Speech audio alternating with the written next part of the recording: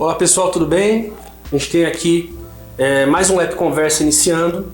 Eu sou o Lucas Leonardo, pesquisador do LEP, que tem estudado ali, entre outras questões, a questão da competição de jovens. E hoje o nosso tema é currículo de formação. Esse livro é o livrinho que vai estar sustentando o nosso debate, Currículo, uma perspectiva pós-moderna, do William Doll.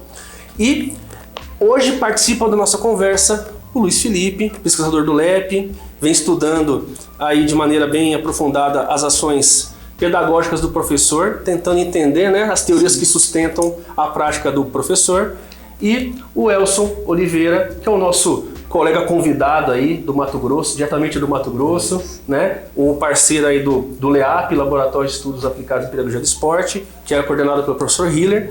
E o assunto hoje é esse, é currículo e pedagogia do esporte, tendo como base o livro do William Doll Jr., Currículo, uma perspectiva pós-moderna. A gente vai hoje então iniciar o debate sobre esse assunto aí com vocês.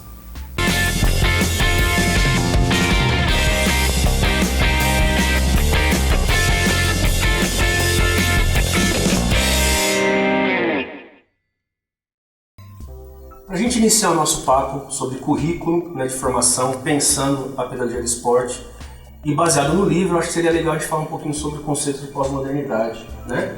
Modernidade e pós-modernidade, né? São conceitos que talvez falar de modernidade é mais fácil do que falar de pós-modernidade, mas basicamente, né, a gente pode tentar ir aprofundando esse assunto. Tudo que a gente pensa que é moderno não é necessariamente o que está acontecendo agora, né? A modernidade, na verdade, ela se estabelece ali após a Revolução Industrial e vem com alguns paradigmas que vem sustentando muitas das coisas que a gente faz hoje em dia, né? E que vem sendo superado por essa tendência pós-moderna, que alguns autores colocam como já tendo uma data de início, outros dizem que a gente está vivendo ainda, né, essa transição pós-moderna.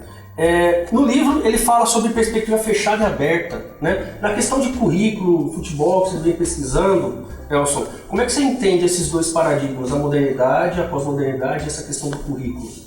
É um tema interessante a ser debatido, principalmente falar desse conceito de pós-modernidade, de modernidade líquida, né? Nós temos alguns autores já há algum tempo, algumas décadas, trazendo esse novo cenário enquanto um processo de transformação. Eu acho que quando a gente pensa em pós-modernidade, ou então na modernidade líquida, a gente tem que se remeter à transformação e uma transformação instantânea, cada vez mais imediata, a um conceito corrente com alta velocidade. E aí, pensando no futebol, pensando no esporte, isso interfere totalmente na forma de como pensar em organizar esse processo, né? Por vezes, na perspectiva aberta e fechada, nós temos ali, no conceito fechado, um pensamento muito estruturado, muito pré-definido, muito rígido enquanto relação de ensino e aprendizagem. Só que nessa perspectiva pós-moderna nós estamos vivendo um mundo cada vez mais instantâneo e pensar o processo de aprendizagem tem que conseguir englobar esse contexto, tem que conseguir englobar esse tipo de situação. Então um currículo, pensando aí numa perspectiva pós-moderna, precisa ser um currículo que consiga reconhecer esse cenário de transformação e consiga, a partir desse cenário, englobar todas as capacidades e potencialidades que ali estão e pensar de forma não rígida, pensar de forma não linear, não sequencial ou hierárquica. Legal, e aí a gente tem que pensar o professor nesse contexto, né? Se a gente pensar, né, Luiz, que apesar de a gente estar vivendo essa transição para a pós-modernidade, que traz todas essas características que o Elson trouxe para a gente, se a gente pensar também que a aprendizagem, ela existe uma ideia de aprendizagem muito sustentada nessa questão estruturada, mas a gente vem estudando e percebendo que a aprendizagem ela é muito diferente disso, né? E aí entra o professor nessa história. O que você tem percebido nos seus estudos, pesquisas em relação a isso? A aprendizagem ela é caótica, né? E aí nós temos um problema porque nós todos somos influenciados por essa perspectiva moderna, em planejar as coisas de maneira linear, ordenada. E aí eu já deixo uma reflexão aos amigos e amigas que estão assistindo, aos professores e pensando também no treinador. No planejamento de uma aula. Todos nós planejamos uma aula, mas dificilmente esse planejamento de aula sai de maneira perfeita, ou sai 100% como nós planejamos. Sempre existem ocasiões mais ou menos caóticas ou mais ou menos problemáticas, as quais o professor tem de resolver de maneira instantânea, como muito bem o Elson disse. Então, a gente parte da perspectiva de que o professor tem de saber de lidar com o ambiente e com o caos que esse ambiente traz num processo de ensino e aprendizagem. E eu acho, pegando o gancho que você está falando, que a gente pode deixar claro para quem está vendo, assistindo ou ouvindo a gente, que muitas vezes a gente é posto em situações de conflito no momento de uma aula e nós temos uma tendência a tentar se manter estruturado naquele planejamento prévio que a gente organiza antes da aula, nos temas pré-definidos, e considera um insucesso não atingir as metas daquela aula que a gente elabora. Exatamente. Né? E quando a gente vai pensar, né, que a aprendizagem, primeiro, ela parte do princípio desse caos, ou seja, ela não caminha numa linha reta. Né? Os caminhos de aprendizagem são muito variados, principalmente para quem trabalha com esporte, que lida com muitas pessoas, com fases diferentes de aprendizagem, com concepções diferentes do mundo. Né? E nós, professores, muitas vezes, quando nos vemos numa situação de risco, ao invés de nos permitirmos vivenciar aquele momento e a partir dele criar possibilidades pedagógicas, a gente se prende ao currículo, a ideia do plano de aula, aquela formatação que a gente colocou. Né? E aí, quando a gente pensa currículo de formação, a gente tem uma ideia exatamente sustentada nessa ideia de formatação. Como é que a gente pensa um currículo, então, Elson? Né? Fugindo dessa ideia de que as coisas têm que estar fechadas, organizadas, sistematizadas do início ao fim, e mais do que isso, dando para o professor, que daí eu acho que o Luiz também pode contribuir com isso, essa possibilidade de ter a experiência de ser docente frente aos conflitos que estão colocados. Ou seja, o conflito e o não atingir uma meta que estava prevista previamente não é fracasso pedagógico. Né? Como é que ele pode lidar com isso? Então, pensando no currículo, pensando na organização. Né? Tem algumas partes do livro que são muito interessantes, que falam de algumas perspectivas diferentes, de seguir caminhos vários. O que a gente pode pensar? Pensando aí novamente nesse processo, pensando que o processo de ensino é a longo prazo, no pensamento estruturalista, lá ou nesse currículo mais fechado, nós temos um ensino baseado em princípios rígidos e funciona como se fosse uma fábrica. Então a criança entra nesse processo, tem etapas bem delimitadas, rígidas e um produto final já esperado. Então tudo que foge aquele processo padrão é retirado do sistema, né? Ou então foge da normalidade, não é considerado como algo que possa vir a atingir o objetivo prévio. Já na perspectiva mais aberta, nós rompemos com um currículo que seja uma fábrica, com esse ensino padronizado, com gestos estereotipados. Nós pensamos aí em um tipo de formação mais aberta, mais ecológica, onde a gente consiga considerar o contexto, que a gente consiga organizar um processo considerando as características particulares de engajamento, de coragem, de motivação. Nós conseguimos montar um processo de ensino onde nós consideramos os processos proximais, a influência que a família tem, a influência dos conhecimentos que o professor tem, da região, das particularidades daquele contexto. Então, a gente deixa de lado aquela ideia de manual, de currículo enquanto manual com objetivos pré-estabelecidos e fechados, rígidos, que devem ser seguidos independente da idade, do grupo, do agrupamento, da região, e passa agora a pensar no currículo enquanto característica. O que eu tenho de característica a ser transformada nesse cenário, nesse contexto? Pedagogicamente, romper esse paradigma é um processo árduo, doloroso e que muitos de nós penamos. Nós temos de refletir muito sobre a nossa prática pedagógica para que nós tenhamos ciência daquilo que nós estamos produzindo e se nós estamos produzindo de maneira a perceber o ambiente, de notar as dificuldades do aluno, de notar o que faz com que ele age de determinado modo, de notar como ele aprende, de notar como nós ensinamos. E é extremamente contraditório na perspectiva de que nós, enquanto professores majoritariamente, mas treinadores também, nos fundamentamos em um currículo para darmos aula. As aulas são sustentadas por um currículo, por conteúdos. Nós temos que nos adaptar, ser não linear, para algo que no final das contas é linear. É extremamente contraditório e é inerente a esse processo pedagógico, essa contradição. Saber levar em consideração esse caos, como dito anteriormente, essas emergências, esses acontecimentos que não estão esperados ou que não são esperados, entender que não são fracassos, e nos planejarmos para o que não é planejado. Isso é extremamente conflituoso para o professor acostumado, influenciado por uma perspectiva moderna e influenciado por um currículo fechado. O que eu acho que a gente tem que deixar claro para quem está assistindo a gente aqui é que o conhecimento sobre a modalidade, o conhecimento sobre os processos pedagógicos, eles são fundamentais para que o professor tenha estofo, tenha conhecimento sobre o que ele faz.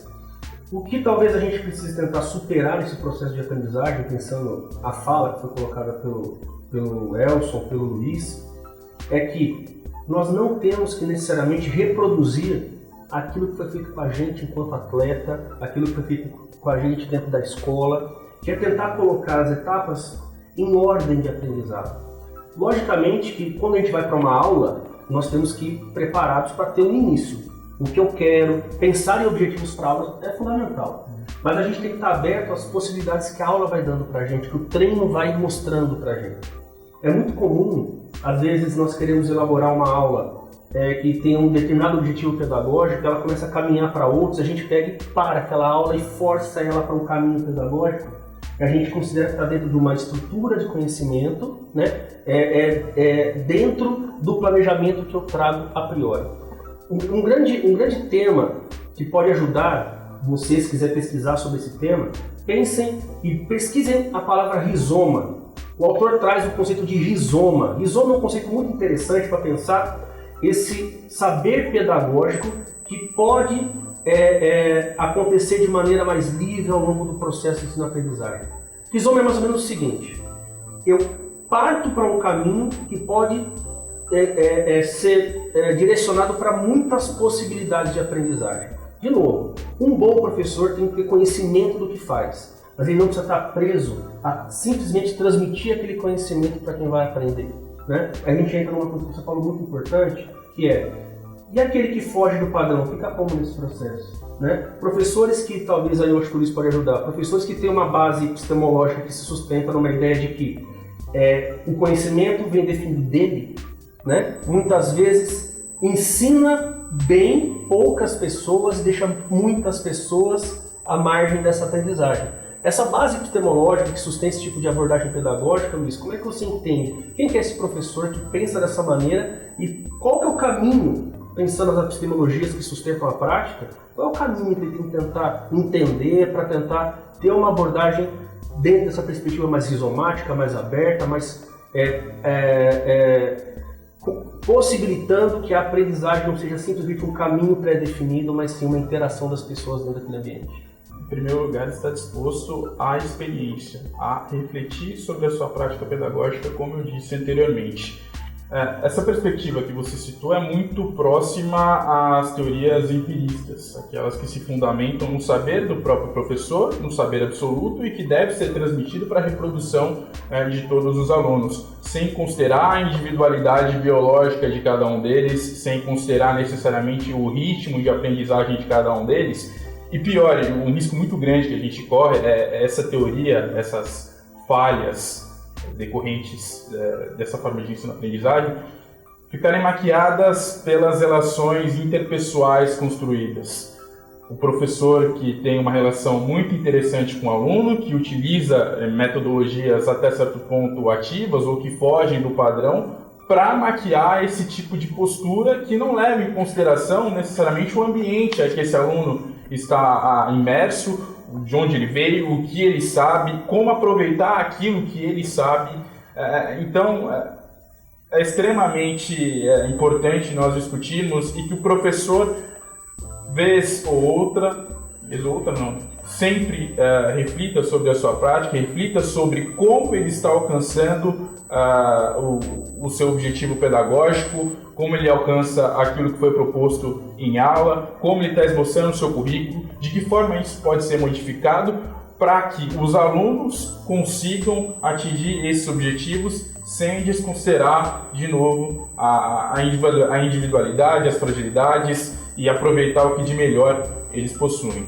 Legal. E Nelson, pensando na construção desse currículo, pensando na metodologia de ensino, quais são os caminhos que você verifica, que vêm sendo estudados ou que você também acha interessante que sejam aplicadas para que o professor possa sair dessa perspectiva da transmissão do conhecimento e se utilize de um ambiente de aprendizagem que leve em consideração não somente a possibilidade de uma ação ativa com o aluno, que tem seus benefícios, mas tem que ser feito de maneira responsável, né? E que crie também um elo de ligação entre o saber do aluno e os potenciais que o professor tem enquanto a pessoa que estuda esporte, que tem conhecimento do esporte. Como é que esse ambiente de aprendizagem tem que ser elaborado para que o currículo seja diferente dessa perspectiva estruturada e seja mais aberto? O que você entende disso?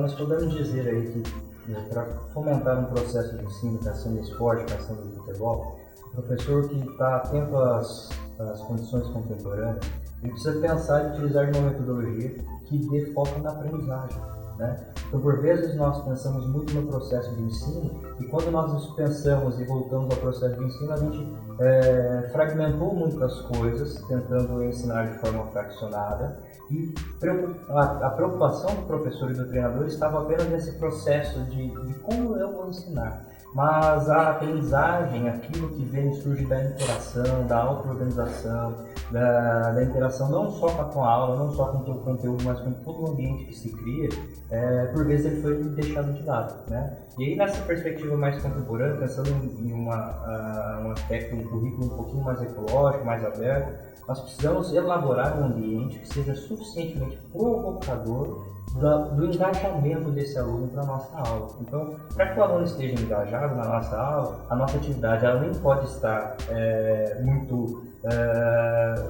podemos dizer, ela não pode dificultar a capacidade dele de aproveitar o conteúdo, mas ela também não pode deixar de ser desafiadora. Ela precisa ser desafiadora, ela precisa ter um equilíbrio dinâmico, onde a gente tem um desafio possível, que ele consiga explorar o conteúdo, e ao mesmo tempo que ele vai desafiando, tendo essa interação, ele consiga aprender, se auto-organizar dentro do processo e gerar também provocações. Outro ponto interessante a ser debatido é que hoje, durante o processo metodológico, super indicado, nós já temos aí isso bem claro na literatura, que a metodologia baseada nos jogos, né, ela favorece esse processo de ensino, que se centra nessa aprendizagem desse aluno, e também que pode fomentar situações problemáticas em que o aluno consiga construir o seu próprio caminho. Então, o professor, o treinador, ele passa a mediar um processo, ele passa a trabalhar muito mais na construção do currículo e da temática que vai ser tratada na aula, do que, de fato, ficar ali como um professor ou um treinador de videogame mandando e orientando tudo o que acontece.